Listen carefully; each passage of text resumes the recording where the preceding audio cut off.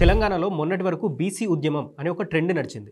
Trend అని ఎందుకన్నానంటే Jubilee Hills elections complete అయ్యాక BC ఉద్యమం టాపిక్ రాష్ట్రంలో ఎక్కడా లేదు. ఇప్పుడు బీసీ ఉద్యమం కోసం తీన్మార్ మల్లన్న ఆఫీస్ ముందు ఒక అబ్బాయి పెట్రోల్ పోసుకొని నిప్పండించుకున్నాడు. నిజానికి బీసీల పేరుతో రాజకీయంగా ఎదగాలి అనుకునే వాళ్ళకి కావాల్సింది కూడా ఇదే. కార్యకర్తలు చనిపోవాలి, వాళ్ళు మాత్రం రాజకీయంగా ఎదగాలి.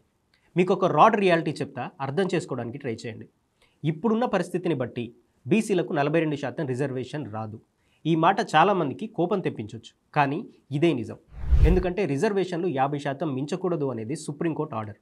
బీసీ బిల్లును 9th షెడ్యూల్లో పెట్టి జ్యుడిషియల్ రివ్యూ లేకుండా చేద్దామనుకున్నా ఏ చట్టమైనా రాజ్యాంగం బేసిక్ స్ట్రక్చర్ మార్చేలా ఉంటే అది 9th షెడ్యూల్లో ఉన్నా సరే సుప్రీంకోర్టు దాన్ని రివ్యూ చేసి అడ్డుకుంటుంది.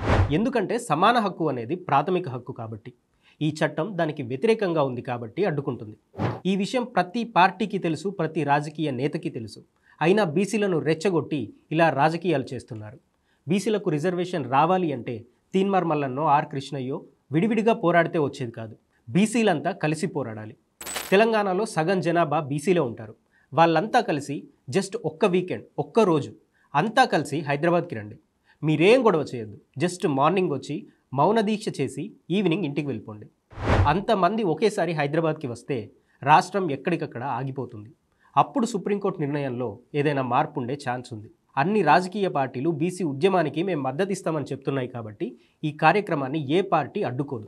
కానీ ఇది బీసీలంతా కలిసి పోరాడితే మాత్రమే సాధ్యమవుతుంది. అంతే తప్ప ప్రాణాలు తీసుకుంటే పనులు జరగవు.